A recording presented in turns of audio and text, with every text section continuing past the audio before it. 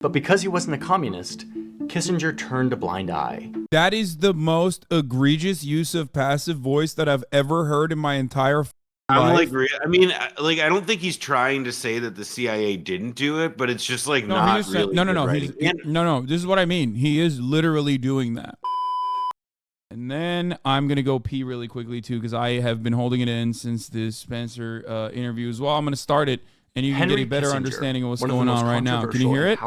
Yep. Okay. Powerful figures in American politics is dead. Kissinger was an American diplomat and political scientist. He served as National Security Advisor and Secretary of State under 2 presidents. And his career is full of a lot. Some laudable achievements, such as normalizing relations with China, his career is full of a lot. Some actions that many call war crimes. Many of you watching are 100% positive that Henry Kissinger is a war criminal. Others might see Kissinger as a brilliant leader who helped the US navigate very uncertain times during the Cold War. I actually met Henry Kissinger once. I was working at a think tank in DC where he was a counselor and trustee. And frankly, I didn't glean much about this guy's character in our little meeting. But since then, we've gotten to know him, at least his career. We've studied him and his actions, both the good and the bad. So today, I want to look at this man, Henry Kissinger.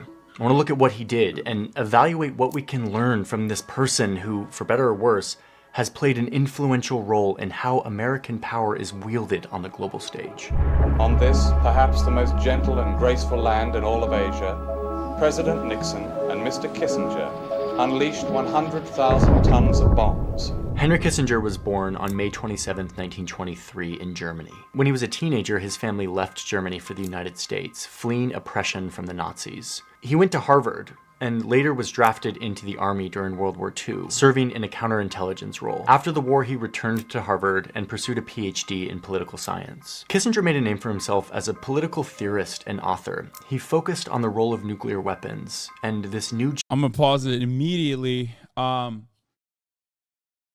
This is like, I mean, I guess, are you familiar with the stuff that he did during World War II? Like, or at all, or no? Yeah, the intelligence work. Yeah. Yeah, I mean, like, loosely. I mean, I'm just kind of, I think it's like super funny that this guy, I mean, it's, yeah, I'm like waiting for this to be a bit more than Wikipedia, but like, it's, so far it's, I'm learning a lot about. Also, he's like, when I was working at a think tank, I met Henry Kissinger. Wait, Henry Kissinger? Oh my God, he is not beating the CIA allegations. No, and well, and it's NATO too. Well, and also, well, then he says this thing like, we've studied his career, we've da-da-da-da-da, and it's like, who the fuck is this we? Like, like part of me, like, so I don't know if the CIA Johnny character is a friend of yours. But he's no friend of mine. But he is a meme in this community. I mean, I watch his videos; they're very well produced. Usually, I think he's the. It's well produced. The script sucks, is what I'm really saying. Well, his style is very much so like, hey, a lot of the stuff we did in the past was bad and wrong, but like what we're doing now is actually fine and good. Like that classic liberal guy who's like whenever something gets declassified and the and in American public consciousness, we can like openly admit that it's bad. He will turn around. And openly admit it's bad. You know what I mean? Yeah. While still using that legitimacy. Well, I want to see what happens when he gets to the part where Henry Kissinger actually does the war crimes. Yeah, let's see. Geopolitics that had emerged after World War II. He studied a political philosophy called realpolitik, which emphasizes how countries gain power by reacting practically to conflicts and situations. By the way, so many like people that talk about Henry Kissinger, they don't have that same smoke for like Mersheimer. You know what I mean? Like why is it? It's because like they are ill-informed, and because the realpolitik thing is just like mumbo jumbo, frankly. I mean, like realpolitik is a real thing and like system of beliefs that can guide how people think about foreign policy. Just the thing is, Kissinger didn't evince those over the course of his career. Like, he selectively used certain principles of them, and he cultivated the mystique of being somebody like that, because it jibed with his image as a truth teller and as a wise counselor. Like, it's very easy to see how, like, yeah, I mean, and also it's just like, truthfully, like, it's very easy to lie and say, like, it was practical to kill all these people. And nobody will ever really press you on it in our political system. So it's like, he can get away with this for like decades because it's like, yeah, like, people will just take that as a granted, that that's an okay assumption, that there is a situation that is conceivable where you kill 1 million people and it's fine. Yeah. As opposed to based on ideology or values. But from my reading, what made Kissinger powerful was his ability to connect with people, to network in Washington, D.C. That was perhaps his greatest asset. And the thing, yeah, I mean, he's not wrong. It's just keep playing. I just want to see how he talks about this. Yeah, I mean, his ability is to suck ass. Like, he's very good at ass sucking. It's like, His ability, but he thinks, John Harris thinks as a positive. I don't. That's the difference. Thing that kept him close to power. This was later exemplified by the fact that Kissinger served under both Republican and Democratic presidents. You can start to see Kissinger's realpolitik and networking skills in full action well before he ever stepped foot in the White House. According to this archived document from Nixon's chief of staff, early in his career when he was working for the Democratic president LBJ as an advisor on Vietnam, he cozied up to the Democrats' political opponent, Richard Nixon, who was running for president. So he cozies up to Nixon and conspires to pass Nixon information about secret Vietnam War peace talks happening in Paris. Nixon could potentially use this information that he got from Kissinger to prevent the peace talks from going well, Thank God. Thank God, Good thing to do.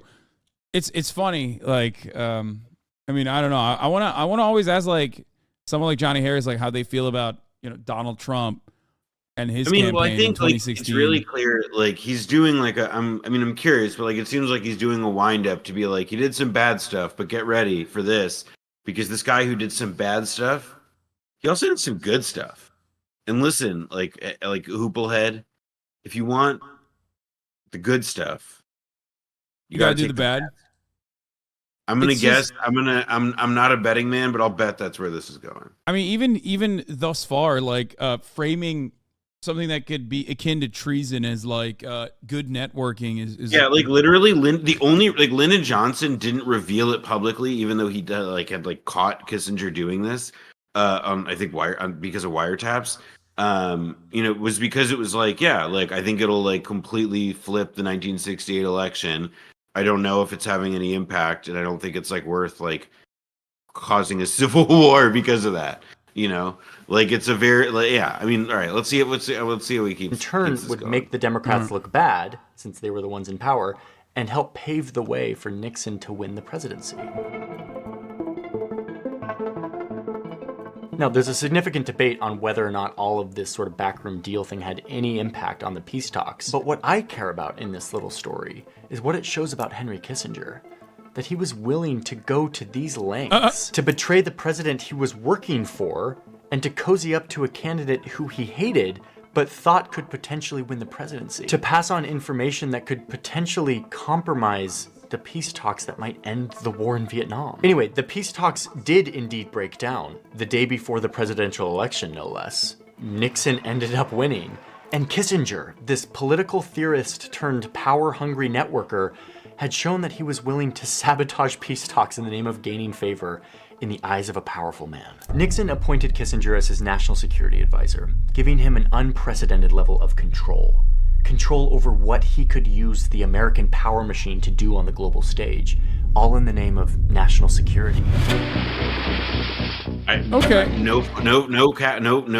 cap detected. This is very good. Yeah. No, so far so good. A lot of people were telling me like he's fucking Mr. CIA in this one, but so far not bad. Yeah, I mean, we'll see where the turn comes, but so far so good. Really know what this was like to live during the 60s and 70s, when kind of everything was about the Cold War and specifically Vietnam.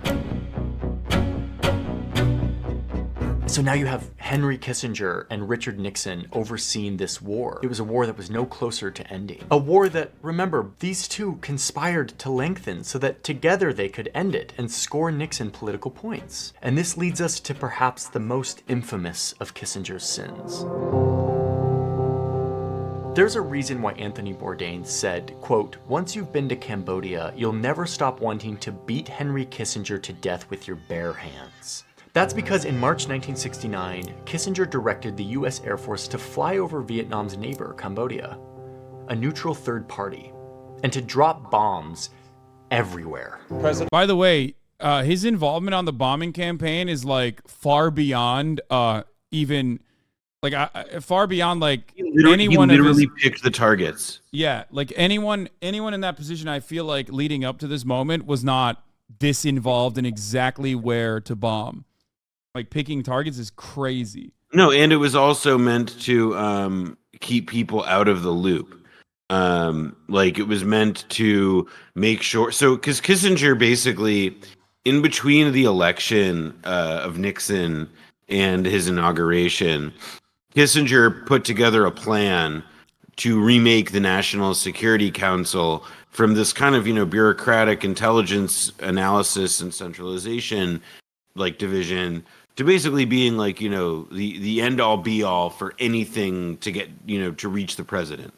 And Kissinger asserted all that power and kind of, just put it up on a plate for Nixon and designed it so that Nixon could insulate all of this Cambodia decision making from the rest of the government. And this included the Secretary of Defense, Melvin Laird, who didn't oppose bombing Cambodia, but opposed the idea of doing it secretly, and then Secretary of State William Rogers, both of whom Kissinger wanted, Kissinger eventually wanted and took Rogers' job, but he hated both men and saw them as threats to his own pole position within the White House.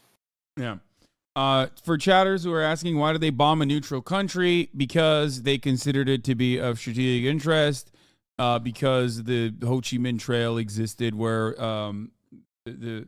they suspected that the Vietnamese army was getting weapons through through the border, basically. President Nixon and Mr. Kissinger Because the enemy walked through parts of it, or so was thought. unleashed 100,000 tons of bombs, the equivalent of 5 Hiroshimas. The bombing was their personal decision.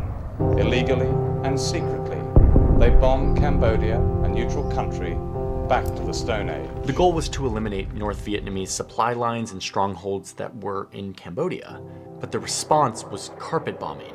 Carpet bombing is indiscriminate. It has unknown targets, which means that civilians usually get caught in the crossfire.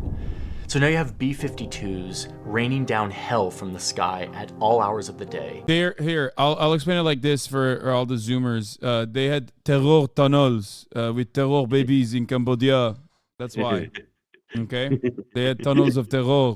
So that's why they just indiscriminately bombed areas of high civilian population density. It's worse than that, dude. It's worse than that. Because Nixon believed that, so there were two communist fighting forces. There was the PAVN, which is the People's Army of North Vietnam, and then you had the NLF's fighting force, which I guess is called like the VC in America.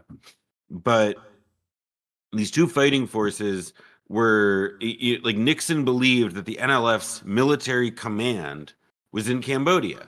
And so he believed, like the evidence shows that Nixon believed that they were taking out the, Viet military leadership there. When in reality, they were bombing the poorest part of one of the poorest countries in the world on like Holocaust levels for, years essentially.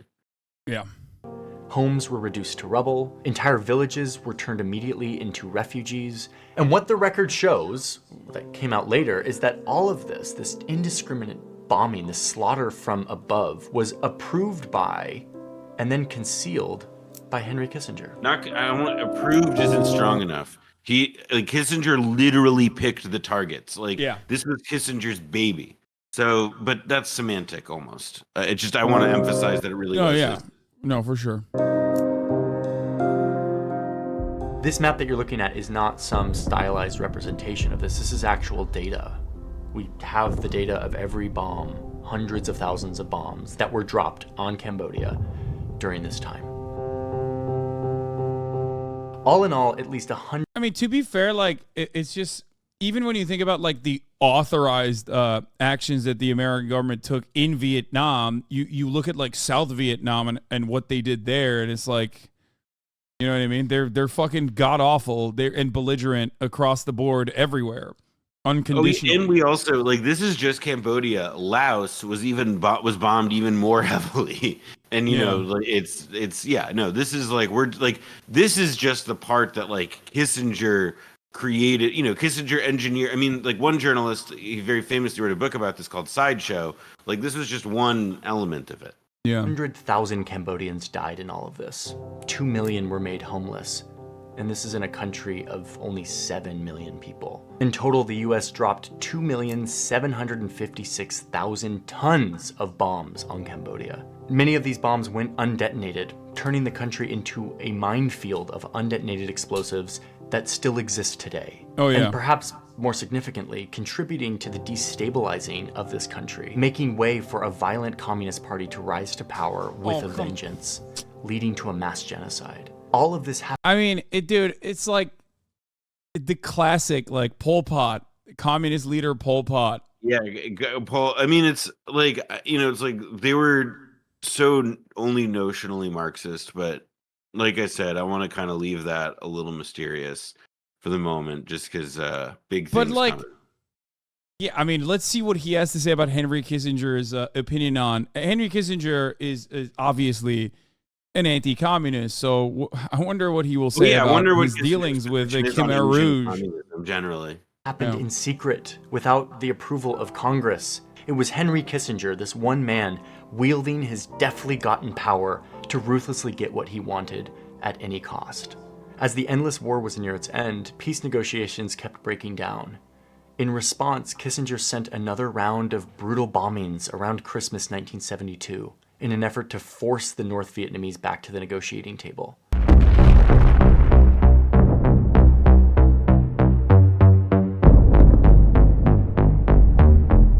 And I'm not exaggerating here. Like Kissinger literally said, quote, "We bombed the North Vietnamese into accepting our concessions." Some historians argue that the bombings had little effect on the peace talks and instead only... Yeah. I mean, this is the other thing is like Kissinger. So this isn't happening in isolation. Kissinger is also going to the Soviet Union and is lobbying them essentially to try and because they're the primary patrons of the North Vietnamese, and he's like, Kissinger earnestly believed, evidently, that like he could take the, because the Soviets desperately wanted to ease tensions with the U.S. and Kissinger thought that he could use that into getting them to back off North Vietnam when like that just wasn't the state had Kissinger been listening to his State Department, they probably would have told him that's not going to happen. And so he's doing like he was always engaged in this game of trying to apply as much pressure as possible on Hanoi to increase America's position. But this guy, he keeps saying like some historians argue whatever, but like he shouldn't do that because the record by this point is pretty clear that none of it mattered. Like the way that things wound up meant that like Kissinger's, none of his interventions changed anything in the end, except that more people died. Lots more people died. Another identical parallel to, let's say, sieging and absolutely eviscerating, let's say, northern Gaza, only to have a 6-day truce where Hamas and Islamic Jihad openly still continue operating out of North Gaza, which is supposed to be under siege, where they reveal hostages that some of which were in tunnel systems, but others were in fucking houses. It's like, what happened there? Like the bombing is supposedly the reason. I mean, it's an important point. These bombing like this, and this guy made an important point about how what's the point of carpet bombing? And how similar it looks and is in effect to what a lot of people today call strategic bombing. Like the reality is that like it's it's meant to achieve the same purpose. And You're even laughing because my Yeah, dad yeah. gave me my food. As you're on every time, I always end up eating while you're on. Well, I make people hungry because I'm such a snack, Yeah, exactly. I think like the bombing, it's an important point, it's an important parallel to point out, because in the case of Hamas, like people may have this assumption, right, that we're just going to be able to eradicate them. Like Israel's able to do that, and it's like, well, Israel doesn't really seem to have the stomach for the multi-year operation that would actually require, and so what they're doing instead is just like trying to do as much damage. I mean, this is my perspective, until somebody says stop, and like the like that's where it's like the difference here is that what makes this arguably, like in a certain sense worse, was that the North Vietnamese had, for all intents and purposes, won. After, Tet offensive in 1968, the Vietnam War had essentially been lost. Like there was no military victory was broadly understood as no longer possible based on what America was willing to put into the war.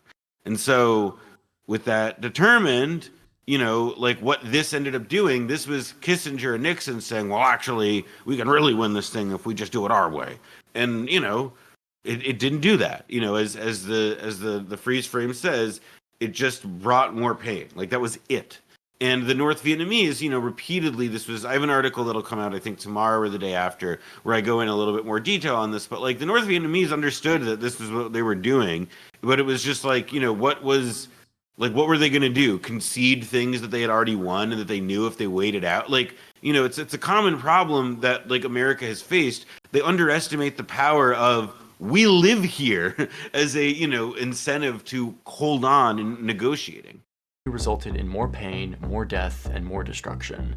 And yet, this is where the story takes an insane turn. The next year, Henry Kissinger was given a Nobel Peace Prize for brokering the... Yeah, only insane if you think like the institution means anything, By the way, really. Wait, hold on. Hit play. I want to see if he says the full thing here. Ceasefire in Vietnam. An award given to him for ending a war that didn't actually end. An award that his North Vietnamese counterpart would decline. Two members of the Nobel Peace Committee resigned in protest because of this. It is as if everyone at the Olympic Stadium joined in carrying an athlete on their shoulders in an endless triumphal procession, without pausing to realize that in fact he had won no gold medals at all. And Kissinger himself even felt weird about this. Why Buckley? To use there, I wonder. I mean, I guess he's so eloquent. Well, no, I mean it is like he's a figure. Like Buckley and Kissinger had like I'm curious. Like it's an interesting. Like I think it's a good like drop. But there's backstory there. Like with Buckley and Kissinger. Kissinger used Buckley as he went to Buckley a lot to lobby for Nixon's policies, and used him as a conduit to the wider press, the conservative press specifically. Buckley's I guess Tucker Carlson of the era. No, he's more than that in the sense that like Tucker Carlson is he's a one-man show. He promotes himself, he's got his shtick. But like Buckley, he built a magazine. It's always been a money loser, blah blah blah. But like he sought to, he fashioned himself as somebody who was like an institutional influence. And so if the Republican Party president comes to you and says, I need you to stand with me, from attacks from the right on my Vietnam policy, then Buckley would do that. But also Buckley knew that, when there was when the thing was lost, like he wasn't, I think that was one of the other things with like the Vietnam policy that was hard for even a lot of conservatives to fathom from the outside, which was that why are we doing this thing half-assed? Like, why are we why aren't we committing more to it if we're going to do this? So yeah, like it's that sort of like Buckley he was more of an instrument than a font of ideas in this moment. And offered to give the medal back to the committee. Okay, this is one of the great parodies of the modern era that this ever happened, but it doesn't end here. In Chile in 1970, Kissinger directed the CIA to destabilize the country and seek to overthrow its recently elected socialist president. The coup attempt failed here, but it eventually did lead to the assassination of a Chilean general. The president was eventually overthrown and replaced by this Chilean general who would go on to kidnap, murder, and torture his political opponents. But because he wasn't a communist, Kissinger turned a blind eye. That is the most egregious use of passive voice that I've ever heard in my entire fucking life. I don't think he's trying to say that the CIA didn't do it, but it's just like not really. No. This is what I mean. He is literally doing that. I mean, but the thing that more bugged me was that he said in 1970, and then he has a photo up of Kissinger and Gerald Ford, who wasn't president until 1974. So I'm just like, listen, CIA guys, if you're editors, if his editing team is watching this, come on.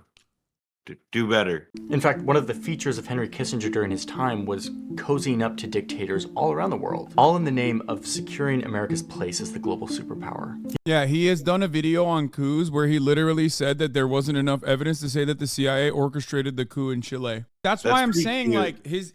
I mean, it's funny because like the general that he talks about, like the killing of Renee Schneider, was like, that was literally a CIA operation. I've looked at the files of Tony Sforza, the control agent who ran that operation. Like, it's just so funny.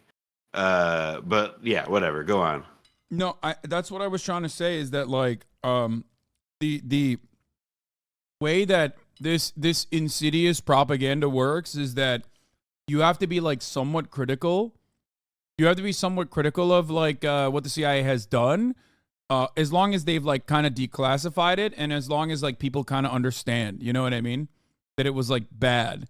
But if there isn't a letter that specifically says like, hello, we are interested in doing a coup and putting Pinochet in power in a declassified document, these guys will always turn around. These guys will always turn around and be like, oh well, there's no literal evidence, you know. Yep. Like he made it seem like the coup that occurred was and Allende just like kind of magically perished on his own as a series of unforeseeable events. What was like what's the thing that people put on like Instagram now when they don't want to say killed or whatever? Unalived. Yeah, he unalived himself. He pledged his support for this Indonesian military dictator as he was invading East Timor using American weapons. We have this declassified document of the conversation between Kissinger and this military dictator. Kissinger telling this military... Like what do you need more to just like literally fucking draw the line perfectly? Like even that, in my opinion, is like not a passive voice. It's like, oh, this guy... like rugged anti-communist dictator we placed in power and trained its forces to do like the worst amounts of torture and violence, then gets greenlit to go and invade East Timor, which of course also has a communist movement at the time. So like, how does that, like, what do you mean? It's just a direct involvement there. There's direct American involvement at that point. Well, but this is the thing where it's like you can't, like it's difficult for Americans to accept that, like, look, like, yeah, like that was it. You're right. Like that was it was Chileans leading that Chilean coup. It was, or it's Indonesians that are invading East Timor. But as the ones with the preponderance of power, we know what we're fucking doing when we let those people do those things, or we don't let certain people do certain things. Or when we arm them. Exactly. So there's, we hold that standard of other people. So I think it's always like people are just trying to cover their asses a bit about, like they, saying something like it's just a way to, to me, it just feels like softening the blow of realizing how often we're the bad guys in history. That's all. I do think it's successful though, because there are so many people out there that adorn the aesthetics of like radical politics, but then turn around and routinely say like, oh, Hasan, your arguments they're campist. This is the new thing that they love saying. your campus. You're just like America bad guy. You don't have any like thought behind it. You just say America bad. And I think it's like a position that they take because they don't want to say America good because that'd be embarrassing to have the politics of your grandparents. Like that's yuck. It's gross. It's embarrassing. You're new. You're an anarchist. You're radical. You're a radical leftist of sorts. But you also want to defend NATO. You just kind of get on the defensive and say, well, some of these coups occurred on their own, and America's involvement in them is questionable. Military dictator to move fast on his invasion and to not be too obvious about the fact that he's using US military weaponry in support. The dictator did move fast and soon was exterminating hundreds of thousands of people. Kissinger and his big powerful apparatus standing by to watch what they had sponsored. While illegally bombing Cambodia, Kissinger also oversaw illegal bombings in Laos. He supported Pakistan in their genocide against Bangladesh. He supported Turkey as they invaded Cyprus. He helped kick off U.S. dependence. Just, Henry Kissinger, not all bad. No, I'm just kidding. On Saudi Arabia for oil in exchange for selling them weapons, a relationship that we're still bound to today. He supported coups and death squads across Latin America, and the list goes on and on and on. I won't have it from him that he's doing this against communism. It's just another of the constituents of the gigantic lie that constitutes his reputation. He's a thug, and a crook, and a liar, and a pseudo-intellectual, and a murderer, okay? All of those things are factually verifiable. Factually verifiable. I mean, listen, it was the Cold War. Like, again, none of us can really capture what that was like. You had come on, dude. It's just the Cold War, dude. We don't know what the real fears are. I mean, honestly, by the way, that's a very Kissinger argument because Kissinger believed that history and facts were fundamentally unknowable. And so thus the only way to proceed through the world was to just fully, concentrate on making your own reality as you wanted it. So, when somebody ever tells you like, oh, you can't know what it was like, like, just know that that's what Henry K. has said at some point that exact formulation. Yeah. It's Hitler it's funny thought. to say that. It's funny to say that in 2023, like after he died. Oh, we just didn't know. We didn't know what it was like. We don't know what the vibes were. He just died. We can't know what it was like, even though this guy literally just died hours ago. Yeah, no, it's just how could we ever figure out what his mindset was like? Well, I mean, bitch, he wrote about it. Like, it's not like he was very unrepentant. He never really he never really thought that anything he did was wrong, including all of this stuff, right? Yeah, I mean, he did something very smart, which was that like he did three things that were really smart. The first was that he published so much stuff and has generated so much like paper about his career and so much that like it's just very hard to pin him down. Like, it's kind of notorious that way. And then the second thing is that he lied a lot as he was doing stuff or buried it. Like, if he could do something in secret, he did it. And so a lot of what, exists in, say, like State Department cables or history, it's got to be taken in perspective with other information always, because you never knew what this guy was doing. He may be having an official overture and being in the cables talking to somebody in, between state and the government in France, but then he's probably got like a secret connection going that's actually where the real talks are going on with some French nuclear scientist and the head of their intelligence service or something. He was always doing shit like that. And then, the last part of it, I think, was that like he actually, no, I think those two kind of cover it. Yeah. There was another thing I wanted to say, but now I'm forgetting. All right, let's just continue. He's like, this is the heel turn now, though, from the video. Racing to see who could get more nuclear weapons. There was real fear here, and leaders had to make very difficult decisions. Defenders of Kissinger see all of this behavior that I've listed as just a leader living in the Cold War, having to do. Yeah, when Henry Kissinger said we need smaller tactical nukes. Well, it's just also like such a we're not even going to pretend like because that's not what they believe. Also, like they believe that a lot of these things were defensible. Whatever. Like, hey, play. I want to see him play this out before I go. what it takes to avoid nuclear conflict or a communist takeover. A vital elder statesman serving America and making impossible decisions along the way. But the most vociferous critics tend to see the opposite. An evil genius who was given the full arsenal of American power, I don't even which think he he was a then wielded genius. to achieve his grand vision of how the world should look. But when you look Didn't at the have a arc grand of vision. No, he was a belligerent psycho. And they just like kind He of threw temper train. There's literally a famous Bro. article in the prestigious academic journal Diplomatic History that is called, I think it's called The Emotional Statesman or The Emotional Henry Kissinger. Like, he was known for whatever. Just the only thing that he was good at was literally sucking ass. Okay, he was great at brown nosing, fair, which he called networking, which is like light yeah, I treason. love that. Networking, that's not a skill. That's not a real thing. If I ever hear anybody like, you're dead to me. You're done. He was a schmoozer. He was a networker. Fine, that part is true. But the idea that like he's a small being who was doing complex things because he's like, his critics do not pan him as an evil genius. His critics just pan him as evil and a belligerent fucking asshole. He literally just played a clip from Christopher Hitchens where Hitchens calls him a pseudo intellectual. Yeah. Like, it's just like the content of this video has been pretty much fine. It's just that like this guy is, whenever he has to express an original thought, it feels like sculpted from the clay of like stupid. Yeah, that part is ridiculous in my opinion, and also on top of that, the idea that like, he was genuinely conflicted at the time, and truly was operating on what he thought was best.